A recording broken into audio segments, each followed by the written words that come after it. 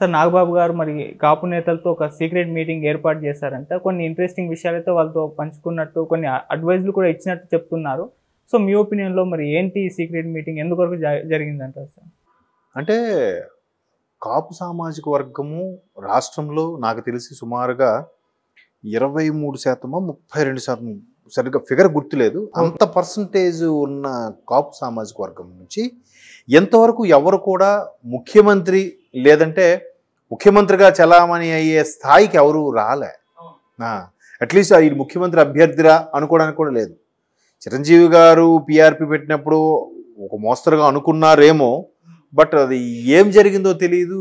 మరీ దారుణంగా 18 సీట్లు ఎన్నో వచ్చాయి. తర్వాత ఆయన నడిపించలేకపోయారు. తర్వాత కాంగ్రెస్లో విలీనం చేశారు. ఆ స్టోరీ వేరు.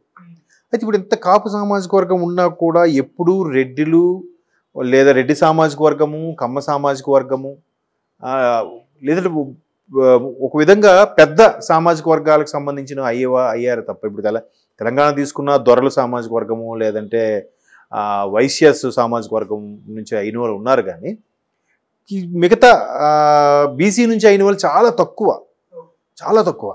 అయితే ఇవన్నిటిని దృష్టిలో పెట్టుకొని ఏం చేస్తున్నారంటే, లేదు ఈసారి కాపులంతా ఒకటి అవ్వాలి, ఖచ్చితంగా టీడీపీ జనసేన అలయన్స్ని గెలిపించుకోవాలి. అలా గెలిపించుకున్నప్పుడు ఏదైతే ఎన్ని సీట్లు కేటాయించబడిందో అన్ని సీట్లో కూడా క్లీన్ స్వీప్ చేసినట్లేదు. ఫర్ ఎగ్జాంపుల్ జనసేన ఉంది.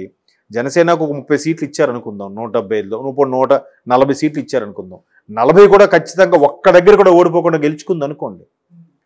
ఇప్పుడు ఖచ్చితంగా బాబు గారు, పవన్ కళ్యాణ్ గారు డిసైడ్ అయ్యి ఒక ముఖ్యమంత్రి అభ్యర్థిగా ముందు బాబు గారు చేసి, తర్వాత ఒక 3 ఏళ్ళు ఆయన, తర్వాత 2 ఏళ్ళు ఈయన చేసి, లేదా 4 ఏళ్ళు బాబు గారు చేసి 1 సంవత్సరం పవన్ కళ్యాణ్ గారికి ఇచ్చేయన, లేదా బాబు గారు సీఎంగా ఉండి ఇక్కడ పవన్ కళ్యాణ్ గారు డిప్యూటీ సీఎం అయినా, ఒక రేంజ్ ఉంటుంది కదా. మన కాపు సామాజిక వర్గం నుంచి వెళ్ళారు, మనం చేసుకుందామని ఉంటుందని నాగబాబు గారు కొన్ని మంతనాలు జరుపుతున్నారన్నట్టుగా ఆ వార్తలో సారాంశం. అయితే దీనికి ఎందుకు ఇప్పుడు మళ్ళీ దానికి సమావేశం అయ్యి ఏర్పరిచి, ఇంకా ఇలాంటి టైం ఉంది కదా, ఇవిలో ఒక సమాయత్తం చేయొచ్చు కదా, ఇప్పటి నుంచి ఎందుకు జిల్లాల వారీగా స్టార్ట్ చేస్తున్నారంటే, అదే సామాజిక వర్గానికి చెందిన ముద్రగడ పద్మనాభం గారు పర్టికులర్గా కాపు సామాజిక వర్గానికి అన్యాయం జరిగింది, ఎవరూ పట్టించుకోవట్లేదు, వీళ్ళు పట్టించుకోవట్లేదు అన్నట్టుగా వార్తలు వినిపించినప్పటికీ, అదే ముద్రగడ పద్మనాభం గారు త్వరలో వైసీపీలో ఇప్పటికే చేరినట్టున్నారు. వైసీపీలో ఆయన వాళ్ళ అబ్బాయి కానీ పోటీ చేసే అవకాశం ఉందని కూడా వార్తలు వస్తున్నాయి. అంటే మళ్ళీ కాపు సామాజిక వర్గం నుంచి ఒక కీలకమైన నేత అటు వెళ్ళిపోతే ఇంకా చీలిపోయే అవకాశం ఉంది కదా. చీలిపోతే ఎవరికైనా ప్రాధాన్యత ఉంటుంది, ఎవరికైనా ఓటేస్తారు.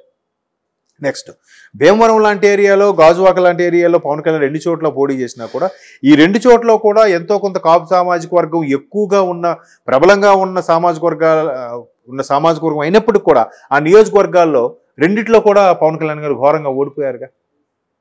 సో అక్కడ కాపు సామాజిక వర్గం ఎంతవరకు సామాజిక వర్గానికి ప్రాధాన్యత ఇస్తుంది, మనిషికి ఇస్తుందా, పార్టీకి ఇస్తుందా, వ్యక్తిగతంగా చూస్తుందా, సామాజిక పరంగా చూస్తుందా అనేదే ఇప్పుడు క్వశ్చన్.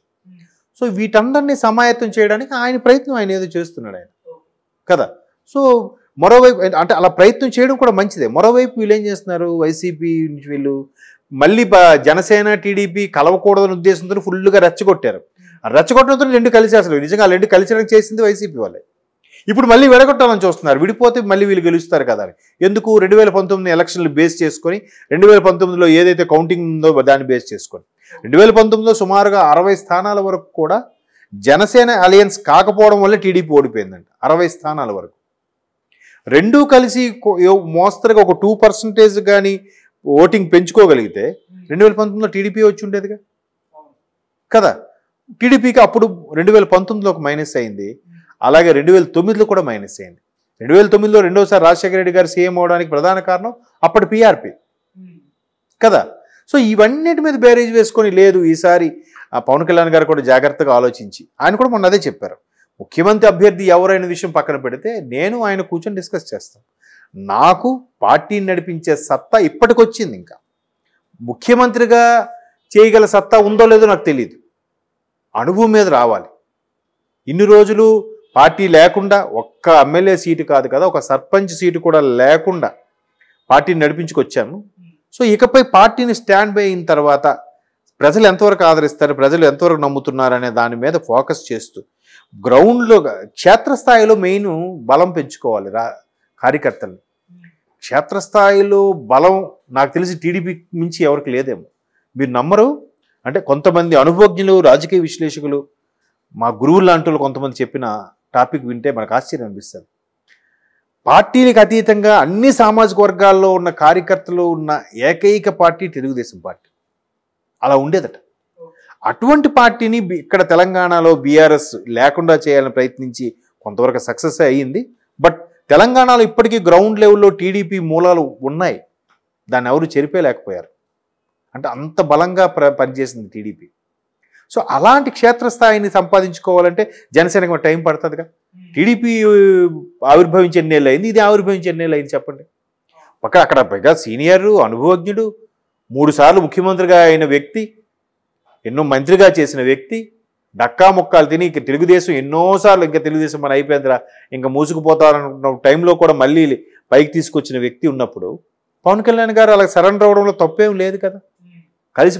అల్టిమేట్గా పవన్ కళ్యాణ్ గారు కూడా మొదటి నుంచి ఏం చెప్తున్నారు, ఎట్టి పరిస్థితుల్లో కూడా ప్రభుత్వ వ్యతిరేక ఓటును చేల్చను, అల్టిమేట్గా నాకు ప్రజలు బాగు కావాలి, ప్రజల కోసం సంక్షేమము అభివృద్ధి కావాలి, అభివృద్ధి చేస్తూనే సంక్షేమం చేయాలి, సంక్షేమానికి పెద్దపేట కాదు, అభివృద్ధికి, మౌలిక సదుపాయాలకి, ఉద్యోగాలకి పెద్దపేట కదా.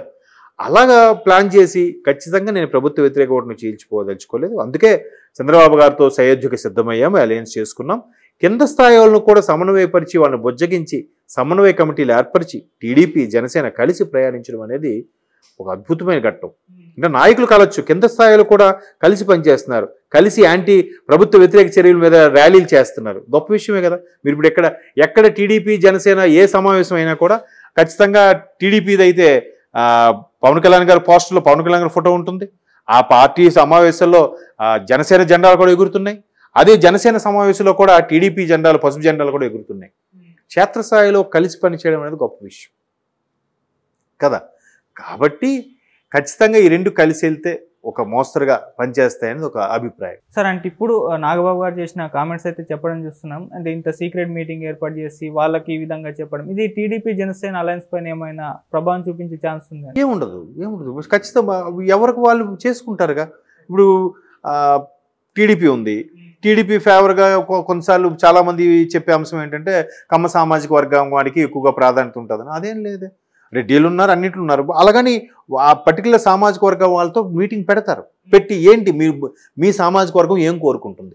ఇప్పుడు చంద్రబాబు గారు 2014లో సీఎం అయిన తర్వాత పర్టికులర్గా నాకు బాగా గుర్తు, బ్రాహ్మణ సామాజిక వర్గం వాళ్ళు కూడా మాకేం సరిగ్గా ఇదవ్వట్లేదు, మమ్మల్ని బీసీలు చేయండి లేదా కలపండి అని అడిగినప్పుడు ఆ పర్టికులర్ బ్రాహ్మణ సమాజం మీకు ఎలా కాదు అని చెప్పి ఆయనకు ఒక బ్రాహ్మణ్ వెల్ఫేర్ అనేది ఒకటి స్టార్ట్ చేసి దానికి ఎంత ఫండ్ ఇచ్చి దానికి ఒక రిటైర్డ్ ఐఏఎస్ ఆఫీస్ని ఒక చైర్మన్గా పెట్టి ఇది చేశారు. అంటే ఎగ్జాంపుల్ చెప్తున్నాను. అలాగే చాలా సామాజిక వర్గాలకు కూడా వాటికి ఒక కమిటీ వేసి వాళ్ళకు ఒక కమిటీలాగా పెట్టేసి ఓకే వాళ్ళకు ఒక చైర్మన్ లేదంటే ఒక రిటైర్డ్ ఐఏఎస్ ఆఫీసర్ని వాటికి చైర్మన్గా పెట్టి దాని బాగోగులు దానికి ఫండ్ ఇవ్వడం, బీసీలకు కాకుండా ఇలా ఫండ్ ఇవ్వడం వల్ల దానికి ఒక వెబ్సైట్ చేయడం వల్ల చాలా యూస్ఫుల్గా ఉంటుందని. నేను పర్టికులర్గా బ్రాహ్మణుది ఎందుకు చెప్పానంటే నేను మిత్రులు కొంతమందిని చూశాను. అప్పుడు చంద్రబాబు గారి హయాంలో ఏబీసీ కార్పొరేషన్, అదే ఏబీ కార్పొరేషన్ అంటే ఆంధ్ర బ్రాహ్మణ్ కార్పొరేషన్ అని చెప్పి ఒక అసోసియేషన్ పెట్టి దాంట్లో కూడా కొన్ని రకాలుగా ఏవైతే బీసీలు లబ్ధి పొందుతున్నారో ప్రభుత్వం ద్వారా అటువంటి లబ్ధి పొందేలాగే స్కాలర్షిప్లు, పథకాలు లాంటివి పెట్టి ఒక సైట్ కూడా పెట్టారు. మంచిదే. అంటే అక్కడ ఎలా పెట్టగలిగారు, ఆ పర్టికులర్ సామాజిక వర్గం జనాల్ని సమకూర్చి మీటింగ్ పెట్టి బాబు మీ బాగోగులు ఏంటి, సరే దీని మీద ఆలోచిద్దాం. చంద్రబాబు గారు షార్ప్ కాబట్టి బాబు మీరు బీసీలో కలిపితే ఏంటి లాభం, వీళ్ళకి పెడదాము, వెల్ఫేర్ పెడదాము, దీని గురించి మీరు ఇలా లబ్ధి పొందుతారంటే అందరూ హ్యాపీ. అలాగే అన్ని కమ్యూనిటీలతో కూడా మీటింగ్ పెట్టుకుంటారు, తప్పేం లేదు. మీ కమ్యూనిటీ తరఫున మాకు ఫేవర్ చేయండి, ఈసారి ప్రభుత్వం వచ్చేలా చేయండి, మీకేం కావాలో చెప్పండి, మీ కమ్యూనిటీకి మీ సామాజిక వర్గానికి ఏ విధమైన లబ్ధి అనుకుంటున్నారు, ఎటువంటి రిజర్వేషన్లు అనుకుంటున్నారు, తప్పు లేదు.